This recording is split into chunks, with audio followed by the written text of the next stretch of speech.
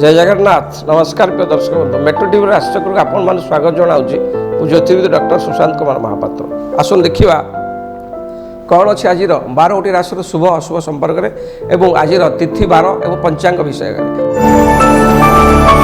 आज कुंभ दिन 8 फेब्रुआरी मास 19 तारीख 19/2/2025 मसीहा बुधवार फाल्गुन मास कृष्ण पक्ष षष्ठी तिथि यही षष्ठी तिथि सका 7:32 पर्यंत रखा 7:32 34 सेकेंड पर सप्तमी तिथि आरंभ हो। आज चंद्र तुला राशि चंद्रमा अहरात्र अवस्थान करेंगे। आज नक्षत्र हूँ स्वाति नक्षत्र।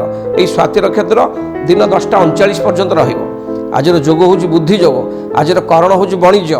आज राहुकाल दिवा 12 दिन 1:26 पर्यंत अच्छी। यही राहुकाल मध्य शुभाशुभ कार्य मंगल कार्य शुभ स्थान को यात्रा करने निषेध। आज अमृत समय आम कौ समय भितर शुभ कार्य कर से अमृत समय आज सका 6:16 रु सका 7:48 दिवा 10:06 दिन 11:37 दिवा 3:26 रु अपराह्न 4:58 संध्या 6:34 रु संध्या 6:34 रु राति 9:04 रात्र 2:05 रु निशांत 4:06 पर्यंत शुभ समय अच्छी। यही शुभ समय भर आप शुभ कार्य करेंगे देवता कार्य करूँ मंगल कार्य करूँ असुविधा किसी ना। आज चंद्र शुद्धि कौ राशि आज चंद्र शुभ अच्छा मेष वृष कर्कट सिंह तुला बिछा धनु मकर राशि चंद्र शुभ स्थान अच्छा चंद्र शुद्धि जोग अच्छी। आज रवि शुद्धि मेष वृष कन्या धनु राशि रवि शुद्धि अच्छा।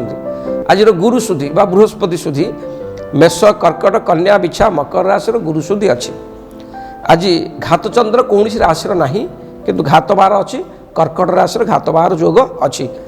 आज पुष्कर दोष आज जो व्यक्ति माने मृत्युवरण करेंगे प्रातः बा सका 7:33 गते एक बाद पुष्कर दोष लगे अर्थात सका 7:33 पर जो व्यक्ति मृत्युवरण करेंगे एक बाद पुष्कर दोष लगे। दिवा 10:40 पर जो मैंने मृत्युवरण करेंगे 2 पात पुष्कर दोष लगे। आज फाल्गुन मास कृष्ण पक्ष सप्तमी एकदिष्ट और पार्वण श्राद्ध अच्छी। आज निषिद्ध खाद्य सका 7:33 पर ताल खाइबे ना, शरीर पक्षे क्षतिकारक हो पाए।